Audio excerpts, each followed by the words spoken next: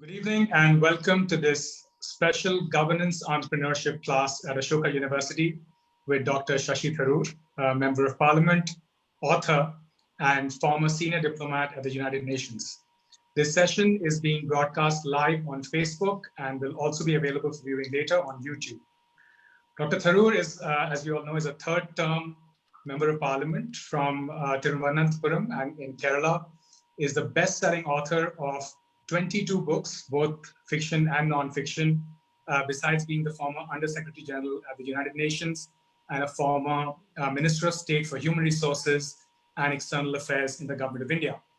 Dr. Tharoor has won numerous awards, in particular, more recently, the Sahitya Academy Award for his book, An Era of Darkness in the non-fiction category. Dr. Tharoor chairs the Parliamentary Standing Committee on information technology, but as we're all aware, he's a champion of many other issues. For me personally, Dr. Tharoor was one of the first champions of the Good Samaritan law in India, and it's been a pleasure to work with him in getting it passed in the Parliament. Dr. Tharoor, welcome to this class. It's an honor to have you here. Thank you very much, Piyush. It's good to see you all, and I'm very pleased that it's a pleasure to be in your class, and particularly with the remarkable students of Ashoka, which has already earned a justified reputation for the quality of education on offer and the quality of the student body. So I'm looking forward to a good interaction with all of you. Thank you, sir. I also wanted to take this opportunity to introduce my co-faculty in the course, Dr. Priyam Narayan, who's the director of the Center for Entrepreneurship at Ashoka as well. Hello, nice to meet you, Priyank.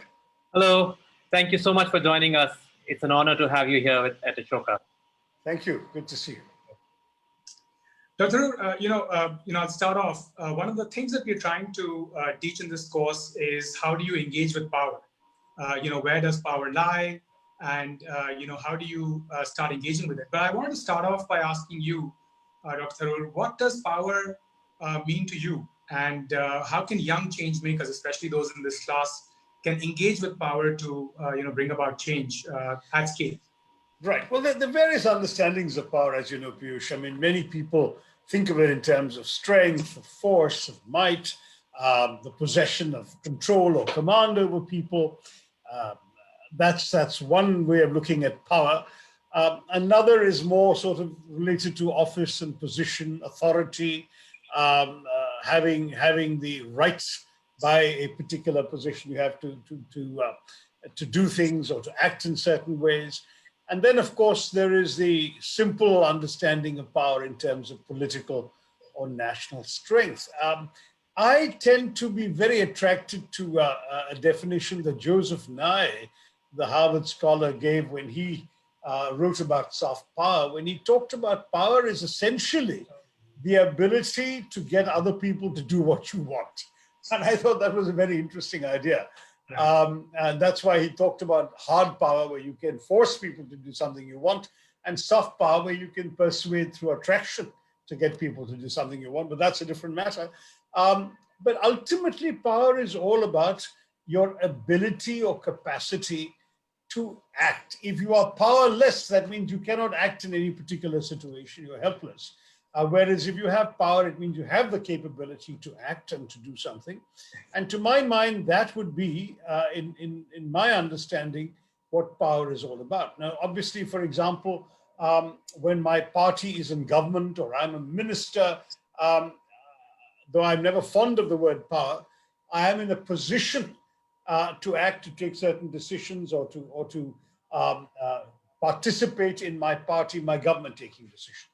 When I'm in the opposition, for many of the things I need to accomplish for my constituents, I don't have that power because the other side is in power. And what I need to do is to persuade. I need to work with people who have the power to get the things done that I can't do because I don't have it. So that's very simply what I understand by power. Right. And so the other part of my question was, how can young people, how can young change makers engage with that power? What's the, are there any things they should keep in mind, or do you have an approach in mind that people can take to? There are different kinds of power. Again, if you're thinking of political power in this context and only political power, then the answer is obviously a little more straightforward, because there are various other kinds of power in the world that I wouldn't necessarily recommend that young people feel obliged to engage with. But the question of political power in a democracy is that it is exercised in the name of the people. And young people are the people, as well as older people being the people, who have ultimately to go to the people who exercise that power and say, this is what we demand in the name of the people in whose name you are exercising that power. That's the basic logic within a democracy. So, for example, as an MP, I get dozens of requests every day, or it varies, of course, from day to day. But certainly whenever I meet people in the constituency, or I take their calls or receive their visits, it is always to do with things they want me to do for them. And that's a situation which many of the young people may not have found themselves in, but which they're actually entitled to. You can go to your MP with any problem and say, listen, you have to resolve this for me. Your job is to be the interface between me and those in government who can deliver that particular answer, that particular solution. So that's the first thing, is to use the mechanisms available in our democracy, in our government, to be able to seek the assistance you want. That's one kind of engagement with power. Another one is to go directly to those who are holding power, for example, to give them your ideas, or to offer to work with them, to intern for them, to assist them. And that's something that many young people do. And I think it was relatively uncommon some time ago. Today in India, our situation has evolved much more, and a lot more people in power are welcoming and willing to engage with young people coming in and working with them. So these are other ways in which they can engage. The third one is, of course, the action from a distance. That is, you can write a letter, you can issue a tweet, you can send a message to people in authority, telling them where they're going wrong, or telling them what to do right, or making a request, and people do all of that as well. So these are the three broad means in our democracy of engaging with people who are exercising power or wielding power. Right, right. Tharoor, we call this course Governance Entrepreneurship, which is essentially combining the spirit of enterprise with the scale of government to create big change.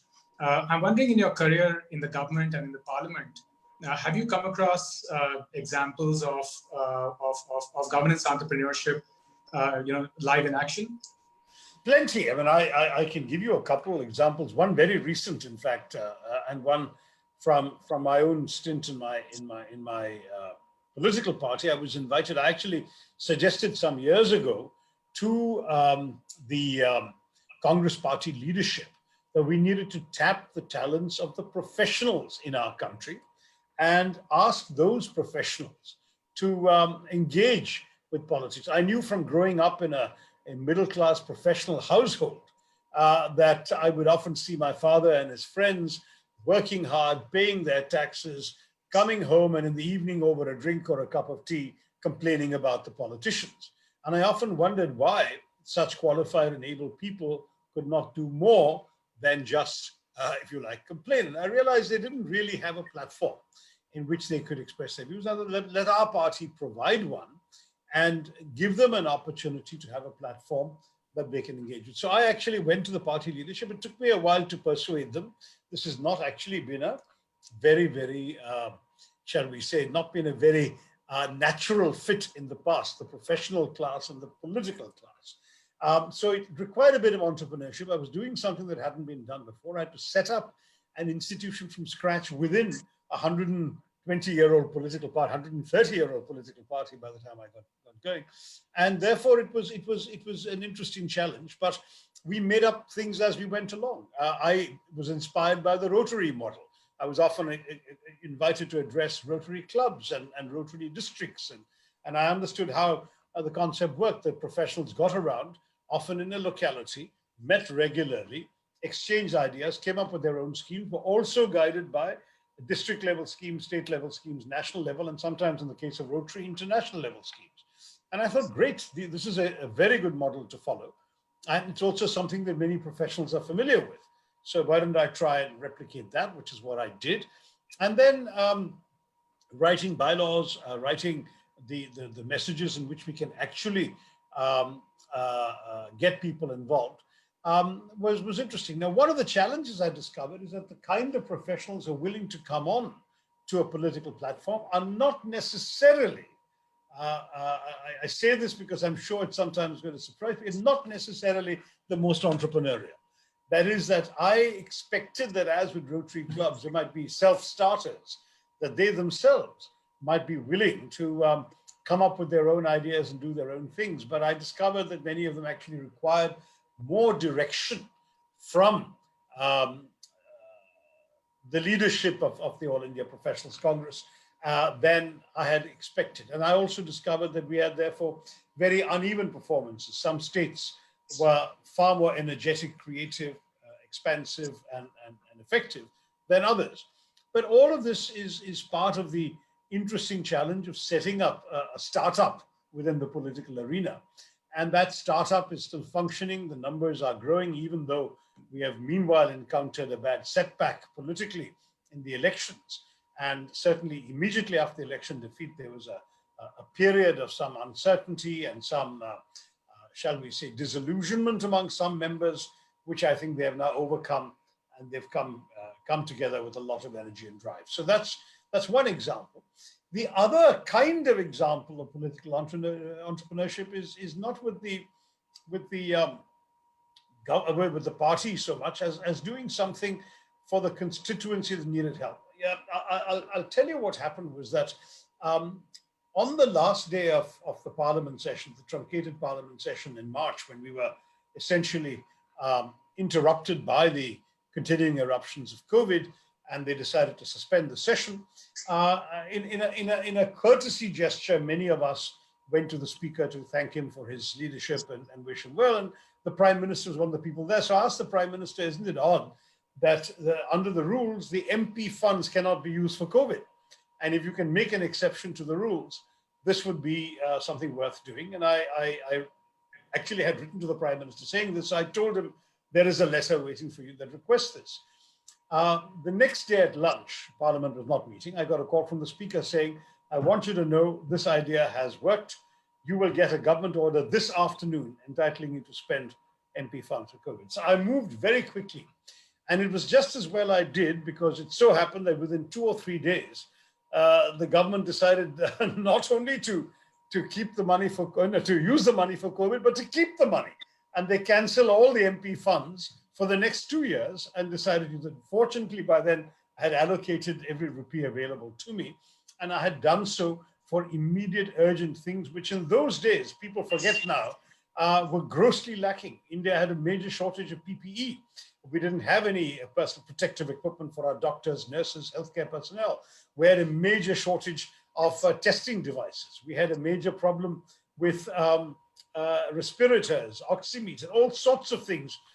Gloves were the one thing we had in quantity in India. We were exporting them, but pretty much everything else we needed, we didn't have, and therefore needed to be ordered. So I used, in those first 24 to 48 hours, every rupee I had to make orders for all of these things for my constituency. Spoke to the Trivandrum Medical College doctors, spoke to the Indian Medical Association's chapter in Trivandrum, found out what their needs were, consulted the collector of the district and the district medical officer, drew up these requirements and started placing orders immediately. The biggest challenge was for testing kits, because those didn't exist. We happened to come across an article in the newspaper about a company in Pune that was going to be manufacturing testing kits in India for the first time. So somehow, through somebody who knew someone, we contacted the chief of that company in Pune, and we placed an order for the very first batch they were going to manufacture. And literally the day they manufactured them, we said, we'll send you the money in advance, we want them. So we got that commitment. Then we had to get it from Pune to Trivandrum, and don't forget, all the flights were canceled on those days. So the only flights that were running were cargo flights, were very limited ones and from very limited areas. So there was a flight from Bombay to Cochin, Cochin being by road about 6 hours from Trivandrum. But we said, let's get onto that. How do we get onto that? How do we get it to Bombay? So this is where my All India Professionals Congress came in helpful, because the head of one of our chapters was a professional who was a pilot. and he was a pilot for a different airline, but he decided through his connections to find out who was running this cargo flight from Bombay to Cochin. It was a rival airline, but he spoke to the captain of that flight and said, "Can you take this on board?" The captain agreed. Of course, he paid for it. Then we had to organize transport from Pune to Bombay to deliver the kits as soon as they were manufactured. And then we had to organize transport from Kochi to Trivandrum to get them to the doctors in my constituency. So that required what you might call entrepreneurial skills. It required negotiation, it required bargaining, it required persuasion, it required logistics and organizing all of the stuff. But at the end of the day, within a few days of the lockdown being announced, Trivandrum became one of the very first places in the entire country to have a delivery of these kits, and in particular to have it from the first Indian manufactured batch in the country. And to my mind, there was an example of political entrepreneurship, which I was very proud of, and which my entire team, which did so much to make it work, the young pilots, we have a young volunteer in my office who's actually been the star of my COVID team, even though he's completely unpaid. This young man in Trivandrum has been running around organizing the logistics of all of these things and getting everything delivered. My entire team, everyone came through in a brilliant way. And this collaborative effort, which is again something important in entrepreneurship. Leadership and entrepreneurship is never about one individual alone. In fact, that one individual cannot achieve anything if others are resisting him or her. You can only achieve if you can manage to get a team together, get people to cooperate, attend to various things and get it done. I remember we needed to get a sensing device into Trivandrum for the railway station, because when trains were coming in with migrants and so on, other people were able to come in and out. There was no way of checking whether they were safe to come. So there was a device that was like a gate that you could put on the station to get it. But it was manufactured and available only in Europe, in fact, in Netherlands, I think. And we went through the most extraordinary convolutions to get it from the place of manufacture to an airport, from that airport to another airport, from there to on a third flight. And all of these procedures, again, we finally got it to Trivandrum, like similar kind of process. And a final example on a humanitarian level was a family that appealed to me because they had a 2-year-old child with a very rare genetic disease that was potentially fatal. And that child's genes needed to be tested in a lab in Europe. And they had to be sent within a particular deadline, because when she crossed her second birthday or whatever, it'd be too late to find a remedy, whatever. And then the lockdown came and they were in an absolute panic. How do they get it? And that required a different kind of entrepreneurship yet, which is I spoke to two ministers. I spoke to the Minister of Civil Aviation and the Minister of Foreign Affairs, and they both were incredibly helpful and they activated their staffs. And somebody came from the government to this lady's home, picked up the sample, drove it to an airport, flew it to another airport, got it on a plane to Europe, where the Indian embassy, thanks to the foreign minister, picked it up and took it to the genetic testing lab. Now that's, again, I don't know, entrepreneurship is the word, but you know, the ways in which we who are exercising, wielding whatever authority we can through elective office and politics, what we are able to do that helps the lives of people in our country is something that the public should always, I think, hold up as what politics ought to be all about. And the COVID experience gave me plenty of such examples of things I could do. That's incredible, Dr. I do believe that entrepreneurship at the end of the day is about problem solving, and governance entrepreneurship is about public problem solving. So it's really great to hear your thoughts on that. Dr. Before I hand over to our students, just one last question. You mentioned about negotiation. What's been your most hard-fought negotiation, either in the UN or in politics to date? Oh, well, the UN, I have a lot more stories to tell. Which one do you want? I mean, you want a UN story? I can tell you a UN story now, which is, I guess, what had happened was that I was heading the UN office in Singapore during the boat people crisis in the early 80s. And we were there essentially to help the Singaporeans deal with the enormous problems of the Vietnamese boat people who were being rescued on the high seas, brought into the port of Singapore. The government couldn't jeopardize its port. And so they allowed these people to come. And then at the same time, they couldn't sit on the ships in the port. They had to be disembarked And so the government asked us to look after them. And that arrangement also then had one more component, which is we had to negotiate getting these people out of the country and sending them off to countries of resettlement so that the caseload would come down and Singapore would continue allowing more people to disembark. That was the arrangement. Now, while all this is going on, in a totally unrelated problem situation, Poland declared martial law. The communist government in Poland, under General Jaruzelski, declared martial law. And a Polish ship came into the harbor, and a whole bunch of Polish seamen who were associated with the Solidarity labor union movement, they jumped ship, looked up the telephone book, found the United Nations, called me and demanded asylum. Now, this is a very interesting challenge. I had to wake up my very senior director of international protection at the UN High Commission for Refugees in Geneva at 4 a.m. And say, what the hell do I do? And he said, look, you have a mandate. You interview them. If you think that they deserve refugee status, you recognize them and you negotiate it with the Singaporeans. Anyway, to cut a long story short, I did all of that. I felt that they could qualify as having a well-founded fear of persecution under international refugee law. I recognized them. Then I had to confront the Singaporeans with the fact that that this was going to be a particularly awkward situation for all concerned if the Singaporeans didn't cooperate with me. Well, on that occasion, I was able to persuade them, and I was able to give these people temporary accommodations and a friendly Western country or two, especially the US, was able to take these people off to new lives out of Singapore, and the Singaporeans breathed easy. But the Singaporeans then banned shore leave for all Polish seamen. They didn't want any more incidents like this. So the Polish ships would come into the port and the Polish seamen were the only ones who couldn't get off. And this became a source of big tension. Then one day I was nursing a very bad flu. It was Chinese New Year, so it was a public holiday. My office was closed when I got a panicky call at home. This is the pre-mobile phone days. So I had to answer my landline. And this was the Foreign Secretary of Singapore, who had been by you previously the head of national intelligence. So he was a tough cookie and a very, very important player in national security issues. And he said, I have a problem. And I said, what's your problem? He said, well, a Polish seaman jumped off his ship and swam to an American destroyer in the port. He's on board the American destroyer. The Singaporean Coast Guard went after him, couldn't intercept him. And now the Americans are not letting him off the ship. And we have taken the stand that the American ship can't leave the port until they surrender the pole. So I said, listen, you have a problem here because this is a violation of international refugee law. So he said, yeah, and what's more, we have very delicate, sensitive relationships with both countries involved. Plus we have a port to run, which already at that point was the second or third busiest port in the world. We can't jeopardize port business. Solve the problem for me.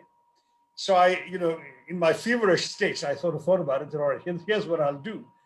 You give me custody of the guy, and I'll persuade the Americans to release him to me. So then there was a complicated negotiation in which I spoke to the US consul. The US consul then contacted the ship's captain. The ship's captain was initially unwilling to let this seaman off, but since his ship was stuck from the Singaporeans' point of view until he got this guy off the ship and he wouldn't be allowed to sail, he agreed to hand him over to the US consul. The US consul then came back with a condition saying, you can have the guy for an interview to determine if he's a refugee, but it'll have to be on my premises because we're transferring him from US territory, a US destroyer, to US territory, a US consulate. Can you do this? So I told the Singaporeans I would do that. And I went to the US consulate, muffled up because of my wretched flu, interviewed.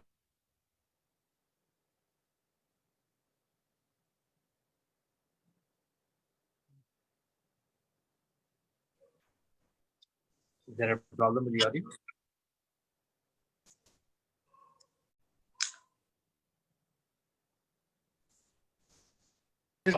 In a cheap little boarding house in Singapore, which is all I had the money for in my office funds. And I said, with that, you have to let the ships go. And with this, the Singaporean said, fine, provided you keep it out of the papers. And I said, no problem. The entire thing was done hush-hush. To this day, it has never appeared anywhere in the public domain. It's now a story from December 81. So we're talking 39 years ago. No one cares anymore. But the destroyer sailed away. The ban on Polish shore leave remained. This Pole got away. The US consulate got its problem solved. The Singapore port went back to business. Relations with all countries were solved all through one incident, which required negotiating and entrepreneurship. And looking back on it, yeah, it's a tale for the memoirs, but there were many more stories like that in my UN days that made it richly rewarding to be working in these challenging situations. And my real reward was I got a postcard a couple of months later from San Diego, California, from the sailor saying, "I never know forget you, Mr. Shashi. I never know forget you," has stayed engraved in my heart ever since. That's a fascinating. Wow. Fascinating. Yeah. Why don't we take some questions from the class? Can you please use the hand button to raise your hands and we can come to you. Rachita, do you want to ask your question? Yeah, I think that's the perfect time actually, because my question is related to the UN. So I was wondering that the UN, when it was formed, was like its primary function was sort of, this mediating, negotiating between countries to ensure peacekeeping and promote human rights. And so I was wondering, in like past decade, especially, with the world has sort of seen this uprising with conflict, whether it's Yemen, Palestine, Syria. And so I was just curious, since you've worked with the UN, do you think that the UN is sort of losing its significance or its role as a mediator? And what structural changes can sort of help it rescue it from doomsday? Ranjita, that's not entirely fair, but it's not entirely inaccurate either. The answer is it varies according to the situation. The UN is actually an indispensable player or mediator. In some cases, mediator is what you asked, but it also applies to keeping the peace and negotiating a peace, various other roles, but mediation is also amongst them. The UN becomes an indispensable player when the parties to a conflict actually need an impartial, above the fray, third party to come in and solve their problem. When you have parties that are completely unreconcilable or key parties in the fray that are not interested in a settlement, then you need a tremendous amount of political will to impose something upon them. And the UN is very rarely able to muster that kind of political will, largely because the UN is most effective when all member states on the Security Council agree on an issue. And when the member states don't agree, and these days in particular, there are real differences between often Russia and China on the one hand, the West on the other. Sometimes America has a distinct position even from the West. In all of these circumstances, you find that when the council is divided, when there is disagreement, that the UN is decidedly less effective. And there will even be situations where the UN is kept out of a particular problem because the feeling is that the UN will not be able to find the tools to deliver the answers, and governments would prefer to do it themselves. I've witnessed this very intimately in dealing with the former Yugoslavia, which was the problem that I was in charge of from 1991 to 1996. And during that period, we had all sorts of crises, which we don't have the time to go into now, but which were absolutely illustrative of this basic principle, that to succeed at the UN, because the UN is a mirror of the world and it reflects our agreements and disagreements, you really need agreement and you need political will to be actually effective. Where there's will, where you have the resources you need, the human resources, the military troops, the financial backing, etc., from the member states, then you can get things done. But to have those resources, you need political will, and that political will cannot be a divided will, because if it's divided, you will not be able to achieve what you wanted to. Great. Next question. I think I'd seen Anirudh raise his hand. Anirudh, go ahead. Hi. So, first of all, thank you so much, sir. And sir, in today's world, we're seeing the influence of social media constantly on the rise. While it is being used positively as a medium to attract audience, we're also seeing it being used negatively to spread fake news and push false claims forward, especially in a political context. Now, given your presence on social media, I would just like to understand how to maintain this balance and where the line needs to be drawn in terms of political attacks. Yeah, it really isn't easy, I must admit. And I have to say that you're talking about something which in many ways is ubiquitous. None of us escape social media, whatever our age, whatever our professions. And social media can often be both influencers and recyclers of prejudice. They often reinforce people's worst beliefs by making people realize that they're not the only ones who hold these prejudices, because other people are up there saying these things. And so I do worry very much that that social media, because it's directly created by the citizens of our country and is at the same time directly accessible to everyone, both the leadership and the ordinary people, can often be manipulated, and manipulated not just for political advantage, which I think is fair game, but also sometimes for rather malicious ends. You know, people have died because of fake stories on social media, and that's something that we should never really afford to finish. Now, we are in a country now where, with increasingly cheap mobile phones and the world's cheapest internet data, more and more people are using social media on their phones. So I remember as late as the 2014 election, people were saying that, oh, maybe about 80 million Indians will be using social media. When I used social media in that election, I was considered kind of a freak. You know, you can't. The assumption was it's not politically relevant to be on social media. Today, a huge majority is on social media, and I would argue probably over 50% of our voters as well. And there are no real reliable studies of how effectively all this works. Now, let me say that there's also the indirect impact of social media as a source for mainstream media, because very often, you know, somebody will tweet something and the next day you'll see in the newspapers a story of something said by that person on social media. So all of this is going on. Disinformation is rife, as I've said. And we've heard this talk of the post-truth era because of the fact that in social media lies very often gain ground and are believed. The jokes about, oh, did you get your degree from WhatsApp University, because of the enormous amount of completely absurd and fake stories that go around on WhatsApp and are believed because of the repetition of those stories. And yet at the same time, I think social media offers a marvelously useful set of communications tools. It democratizes communication. People whose voices were never heard before can be heard. So how do we, on the one hand, social media is strengthening democracy that way.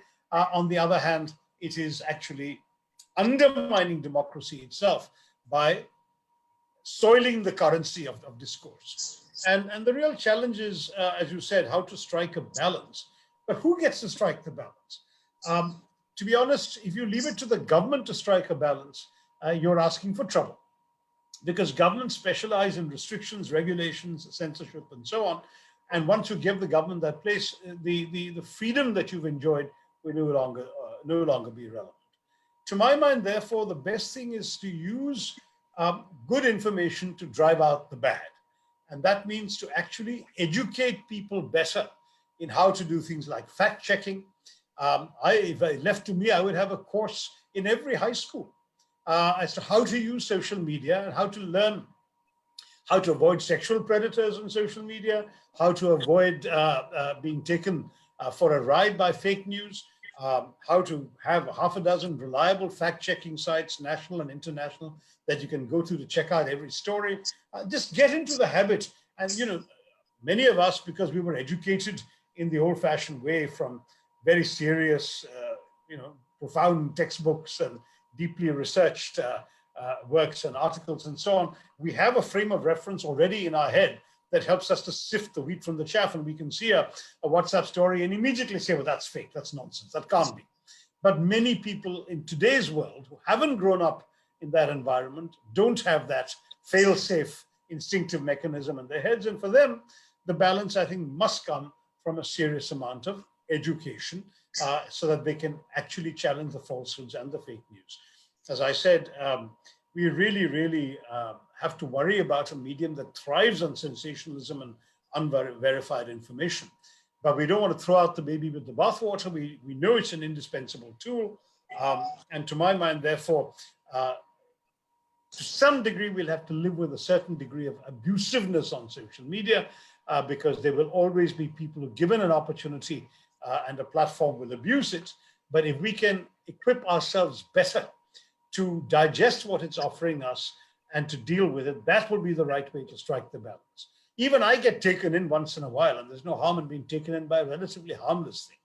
But I would never allow social media to incite me into turning against someone or expressing a prejudice or saying something negative without double checking it twice.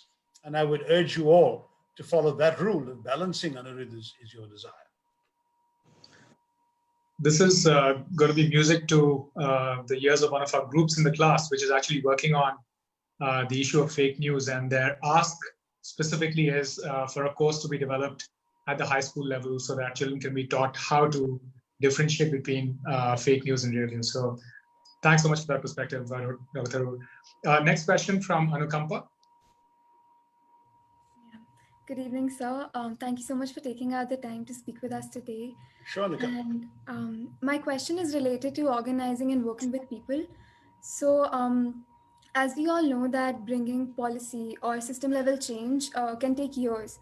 And I wanted to understand, how do you keep the people working with you or supporting your cause motivated and attached with you over those long periods of time where there may not be any interim success? Very good question. And Anukampa, have we come across each other before? Because yours is such an unusual name that it sticks in my head from an earlier interaction. There was another Anukampa, not you, who asked me a question. But anyway, it's a lovely name. No, what I was going to say is that actually I don't always keep people very long. And it's not that I let them go. It's that I pick people who have a limited amount of time available to give me. So on the one hand, in my Trivandrum constituency office, I have one set of people who've been there right from the very beginning since I first set up that office as an MP in 2009, but they're just a handful, just a couple of people who go back that far, and others who joined who are volunteering because of their own existing involvement in politics, and they've attached themselves to me as politicians. That's one kind of people, though they're the ones who will last in the constituency. But the office staff often comes and goes, and I'm very receptive to taking on young people, interns, for the experience, who will work, who volunteer, and then who move on to do other things. In my Delhi office, that's actually been my actual philosophy. I didn't want to go for the tried and tested usual Sarkari Babus who occupy many MPs' offices in Delhi. So instead, I go for young people. The average age in my office is still around 25, 26. They're young people, usually right out of university or sometimes with 1 or 2 years work experience, who come to me for much less than they could earn elsewhere, because I have to pay out of my own pocket. I don't have the kind of resources that any company would be able to pay them. But I give them not just an experience and exposure to something interesting, I give them empowerment. I give them a lot of a free hand to come up with ideas. And the way I work with people, and no one has to feel intimidated or feel afraid to express their views to me. And so people seem to enjoy working with me. And most people stay just 2 years. Now, we've had 2 or 3 exceptions, and I'm fortunate because there's some very good people who've been willing to stay on longer. But the understanding has always been that most of them see this as a way station to doing something else in their life, usually to going on to a better paying job, or in some cases to going on to graduate school. And so in the course of my 11, this is now, what is it? Yeah, the 11 years plus as an MP, I've had 5 good close assistants who have, I started off calling them assistants, now I call them chief of staff, because they actually run the show in my Delhi office. And the average tenure of each of these has not been much more than 2 years. They come, they do good work, they move on to things that pay them 10 times more, but they always stay in touch. They remain friends because they've had a good experience here. And for me, therefore, there's almost a network of Shashi Tharoor's office alumni who continue to offer me goodwill and support, and often even advice. For example, the writer Manu Pillai was one of my early assistants. Now he's busy doing his own books and his own thing and so on, but he still hasn't given up his email account in my office. And once in a while will forward something or give me a comment or draw my attention to something. And the same applies to many of his successors. I had a young lady who came to me from McKinsey and went to another firm in the UK. I had a young man who came to me from Deloitte in the UK after having graduated from a university in the UK. He's gone back to Deloitte, but he's still in touch, and we have these good contacts. But I also have a couple of colleagues in my current office who have served longer than the average. One has been with me for 4 years, one has been with me for 3, and I consider myself very lucky that they're willing to devote their prime of life in their 20s into serving the cause of, in this case, for all this time, an opposition MP. Often all the glamour and joy associated with being close to power, to go back to the first question that I was asked by Piyush, power. Well, I don't have any power, really. I have a certain role as an MP, and I hope, some influence sometimes, but very little power. A lot of what my team are doing for me is formulating requests that I then have to persuade people to agree to, rather than actually making policies that I get to decide and implement. And yet they've stayed on, so I consider myself very fortunate.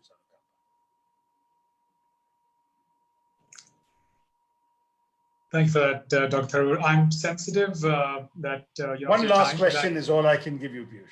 Yes, so I'd like to hand over to my colleague, Dr. Narayan, to ask that question, also give closing remarks for the session. Priyank, over to you. Thank you. Thank you, Dr. Tharoor. It's been a wonderful session, lovely stories, and we've really enjoyed listening to all the different experiences that you've had and will have, and drawing learnings from there. My question is actually a continuation of what you were talking about, which is that as change makers, as in this class, where are the opportunities for young people to come into governance and be entrepreneurs and be change makers that can move the system? And well, I think it depends on how young people is. People who are just fresh out of university obviously will have to come in at a level where, at best, perhaps they might aspire to helping change makers and become change makers. To be in a change-making role right after university. So I think I don't want to give them false hopes. What they could do is work for MPs like myself. I know other fresh graduates who landed very interesting assignments in organizations like the Old Planning Commission, Niti Aayog, sometimes in the offices of ministers, sometimes in constituency MPs in their constituencies. If you come from an area where you're inspired by or attracted by what your MP is doing, you can go and volunteer to work for his constituency office. It'll be in most of our constituencies, we will not have people with the kind of educational qualifications that an Ashoka graduate is going to have. And so if you guys were to sort of, if one of you wanted to come in, of course, to work with me in Trivandrum, you'll have to know Malayalam, or to work with some MP in Chennai, you'll have to know Tamil, and so on. So language is, in our politics, a very important issue. But if you have an area where you have a home base, you have a language base or whatever, I would also encourage you to do that, because obviously politics from the grassroots also looks very different from sitting in a plush office in a government ministry in Delhi, or even in an MP's office in Delhi. So I would love to see many people coming up with these initiatives. Reach out to us. We'd be happy to welcome you. I certainly, as I said, have drawn from bright young people throughout my 11 years in politics. Sometimes we get some outstanding applications from people when there's no vacancy, and that's also the luck of the draw. Sometimes, the right person comes at the right time when there is an opportunity, and that's when we're able to say, okay, we're glad to have you. It fits in, come and join us. You can help. I can tell you right now, I have an incredibly brilliant young man who is still at university, in Columbia University in New York, who wrote in out of the blue offering himself as an intern. We took him on, and he did such outstanding work for us with research and writing that we felt it was too embarrassing to call him an intern after a few months. We gave him the title of research assistant. And if tomorrow or any other time he wants to come and join the staff, we know what we're getting. So that's something else you could think about, is to offer yourself, even as students, where you can work long distance or virtually or by internet, to people you want to work with in the future. Show what you can do by being an intern with them. And that's one way you can already get your foot in the door and have a head start on becoming a change maker yourself one day. Okay? The idea of this course is to create many change makers and inspire them and be in positions of power and governance and make a true difference. So thank you so much for inspiring all of us with your journey and your story. And we hope that we can take this inspiration forward and make a meaningful difference for the country. My pleasure, Priyank. Thank you so much for having me, Piyush and Priyank. All the best to all the students. Good luck. See you all one day in a post-COVID world. Thank you so much. Thank you, sir. Thank you, and Jai Hind.